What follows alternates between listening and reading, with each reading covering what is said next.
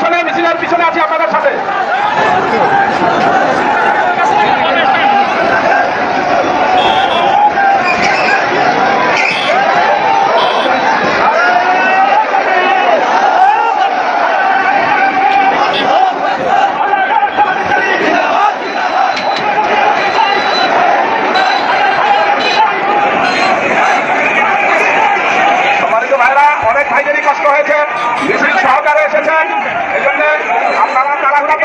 ধীরস্থিরভাবে এগিয়ে যান, আশেপাশে কেউ চার দোকানে বসে থাকবেন না। আমাদের শৃঙ্খলায় যারা নিয়োজিত আছেন তারা একটু খেয়াল রাখবেন। আজকের বিক্ষোভে আমাদের পুরো ভোলাবাসীকে অংশগ্রহণ করার আহ্বান জানাচ্ছি। আমাদের একজন ভাইও আসসালামু আলাইকুম রহমতুল্লাহ। সম্মানিত ভিউয়ার্স, জামাত ইসলামী মেরুদণ্ডহীন একটি সংগঠনে পরিণত হচ্ছে বা হয়েছে। জামাত ইসলামীকে বৃদ্ধাঙ্গুলি দেখালো সরকার উপদেষ্টারা। জামাত ইসলামী আসলে কি কিছু করতে পারবে? এ ধরনের বিভিন্ন প্রশ্ন ও বিভিন্ন বিষয় নিয়ে আজকের আলোচ্য বিষয় খুবই গুরুত্বপূর্ণ। আমি আপনাদের সামনে যে গুরুত্বপূর্ণ বিষয় নিয়ে হাজির হয়েছি, দেশ এবং প্রবাসে যারা দেখছেন আজকে আমাদের ভিডিওটি, প্রত্যেককে অনুরোধ করবো আজকের ভিডিওটি সম্পূর্ণ দেখার জন্য। সম্মানিত ভিউয়ার্স, আমি যে কথাগুলো আপনাদেরকে বলবো ধারাবাহিকতার সাথে আপনার সামান্য একটু সময়, খুব সংক্ষিপ্ত সময়ের জন্য আপনাদেরকে চেয়ে নেব। যেহেতু ভিডিওটি ওপেনই করে ফেলেছেন, তাহলে ভিডিওটির পুরো অংশটি দেখার জন্য বিনীত অনুরোধ করব। সম্মানিত ভিউয়ার্স, আমি আপনাদেরকে যে বিষয়গুলো বলবো সেটা হচ্ছে জামাত ইসলামীর নিবন্ধন শেখ হাসিনা অবৈধ ছিলেন, তিনি নির্বাহী আদেশে জোর করে জামাত ইসলামের নিবন্ধনকে বাতিল করেছেন। সেই নিবন্ধন ফিরাতে এতদিন লাগলো কেন?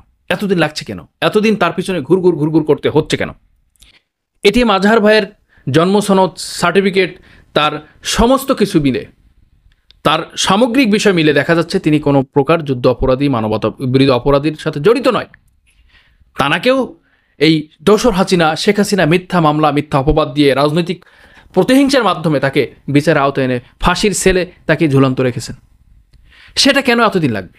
কিন্তু কেন বারবার শুনানি হওয়ার পরে, বারবার আপিল করার পরেও তাকে এখনও পর্যন্ত মুক্ত করা যায়নি? অথচ বাংলাদেশের বিভিন্ন প্রান্ত থেকে বিভিন্ন নেতাকর্মী, বিএনপিপন্থী বেশিরভাগ নেতাকর্মী, তাদের এত ঘুরঘুর করতে হচ্ছে না। তারা 10 টাকা অস্ত্র মামলায় জড়িত, গ্রেনেড হামলায়, 21শে আগস্টের মামলায় জড়িত কঠিন বিষয় থেকে লুৎফুজ্জামান বাবর সহ, বেগম জিয়া সহ, তারেক রহমান সহ সবাই মুক্তি পাচ্ছে। এমনকি দেশের যারা দোষী, সন্ত্রাসী, চিহ্ন সন্ত্রাসী, তারাও মুক্তি পাচ্ছে। জামাত নেতারা মুক্তি পাচ্ছে না, জামাতের নিবন্ধন ছাড় হচ্ছে না। বিভিন্ন প্রসঙ্গে মানুষের কাছে এই ধরনের বিভিন্ন আসতেছে। এরপর আরেকটি কথা আপনাদেরকে বলি যে জুলাই গণহত্যায়, বিপ্লবের সময়, জুলাই আগস্টের সময় যে মামলাগুলো দিয়েছেন ছাত্র জনতা, বৈষম্য বিরোধী ছাত্র আন্দোলনের যে ছাত্রদেরকে যে মামলা দিয়ে আটক করা হয়েছিলেন, যেমন ফায়েজ আহমেদ নামের একজনকে আপনারা দেখতে পাচ্ছেন ছবিতে, ফায়েজ আহমেদ। এই ফায়েজ আহমেদকে পুলিশ হত্যা মামলায় গ্রেপ্তার করা হয়েছে এবং তার বয়স হিসাবে তাকে আদালতে যে রিমান্ড দিয়েছে এবং তাকে যে আদালতে প্রেরণ করেছে সেটা ছিল সম্পূর্ণ অন্যায়, অবিচার, জুলুম। তারপরেও ফায়েজ আহমেদের মামলা 8 থেকে 9 মাস ওভার হয়ে গিয়েছে, তার মামলাটি এখন তো নিষ্পত্তি হয়নি। এবং সেটা আইন উপদেষ্টা আসিফ নজরুল তিনি বলেছেন কি, এই মামলার তদন্ত প্রতিবেদন জমা হলে ধারাবাহিকভাবে মামলা দেখা হবে, কিন্তু নিষ্পত্তি হচ্ছে না। যে সরকার অবৈধ, যাকে অবৈধ হিসাবে পতন করা হয়েছে, যাদের রক্তের বিনিময়ে বসানো হয়েছে, তাদেরকে সদ্য বিদায়ী প্রধানমন্ত্রী হিসাবে নামক যে খুনি ডাইনি হাসিনা, যে দানবীয় সরকার ছিলেন, সে দানবীয় সরকার যাদেরকে মামলা দিয়েছে, হয়রানি করেছে, ডিবিতে নিয়েছেন, রিমান্ড দিয়েছেন, মারধর করেছেন, তাদেরকে এইভাবে মামলা এখনও ঝুলিয়ে রেখেছেন। সেই মামলাগুলো তো সম্পূর্ণ অবৈধ এবং সেগুলোর কোনো ভিত্তি নেই, তাদেরকে সরকার টিকে থাকার জন্য তারা করেছে। সে মামলাগুলো এখনো নিষ্পত্তি হয়নি। এখনো পর্যন্ত 10 মাস হয়ে যাচ্ছে, এখনো পর্যন্ত ফায়েজের মামলার কোনো বন্দোবস্ত ব্যবস্থা হয়নি। এই সরকার কি চাচ্ছে? এখন আসি জামাত ইসলামের পক্ষে। জামাত ইসলামী কি করবে? জামাত ইসলামী যে কাজটি করতে চাচ্ছে, বাংলাদেশের পরিস্থিতি নিয়ে, বাংলাদেশের বিষয় নিয়ে যে কথাগুলো বলতে চাচ্ছে, সেটার মৌলিক বিষয় হচ্ছে যে তারা আইনের প্রতি শ্রদ্ধাশীল, আইনকে ভালোবাসে, আইনের প্রতি শ্রদ্ধা রাখে, আইনকে ভালোবেসে তারা ধারাবাহিকভাবে কোনো প্রকার গোলুঝুলু না করে, কোনো প্রকার ফাঁকফোকর না দিয়ে, কোনো প্রকার গোজামিল না দিয়ে তাদের এই মামলার আবেদন করে, আপিল করে, জেরা করে তারা এই কাজগুলো বেরিয়ে আসবে এখান থেকে। কিন্তু শেখ হাসিনা অবৈধ, শেখ হাসিনার ভোট ছিল অবৈধ, শেখ হাসিনা তাদেরকে ফাঁসিয়েছে, সেগুলো অবৈধ। শেখ হাসিনা তাদেরকে হত্যা করেছে, তাদের হত্যাও ছিল অবৈধ হত্যা, কোনোটাই বৈধ ছিল না। তারপরেও শেখ হাসিনা সে মামলা করে গেছে, এখনও পর্যন্ত মামলা নিষ্পত্তি করা যায়নি। এখনও পর্যন্ত প্রায় 91,000 মামলা এখনও পর্যন্ত ঝুলন্ত অবস্থায় আছে, যেটা শেখ হাসিনা নাশকতা আর শেখ হাসিনা বোমা হামলা মারা, অফিস পোড়ানো, গাড়ি পোড়ানো মামলা দিয়ে মানুষকে হয়রানি করেছে। আর বাংলাদেশে অন্য ধর্ম বলতে অন্য রাজনীতির প্রতিহিংসার রাজনীতির মূল হিসাবে তাদেরকে মামলা দিয়ে এখনও পর্যন্ত হয়রানি করেছে। 91,000 মামলা এখনও পর্যন্ত সরাসরি কোনো ব্যাপারই এখনও আলোচনা আসেনি। এই সরকার কি চায়? যারা বিপ্লব করেছে, যারা আন্দোলন করেছে, যারা জীবন দিয়েছে, যারা পঙ্গু হয়েছে, তাদেরকে হত্যা করে যে সরকার এখন বসিয়েছেন, যে সরকার এখন আমরা বসিয়েছি, যে সরকার আমাদের দেখভাল করছে, এই সরকার আসলে কি চায়?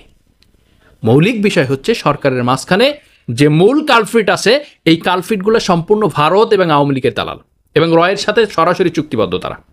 তার ভিতরে আসিফ নজরুল আছেন এবং এই যে সাংস্কৃতিক মন্ত্রী আছেন, যে উপদেষ্টা আছেন, যে এই যে নাট্যকার ফারুকি, এই একটা আছেন, এবং উপদেষ্টা পরিষদের এই যে মহিলা দিয়ে শুরু করে আপনাদের কয়েকটা পাবেন, এই যে প্রেস সচিব, প্রধান উপদেষ্টার প্রেস সচিব, এও কিন্তু ভারতের এজেন্ট এবং ভারতেররা।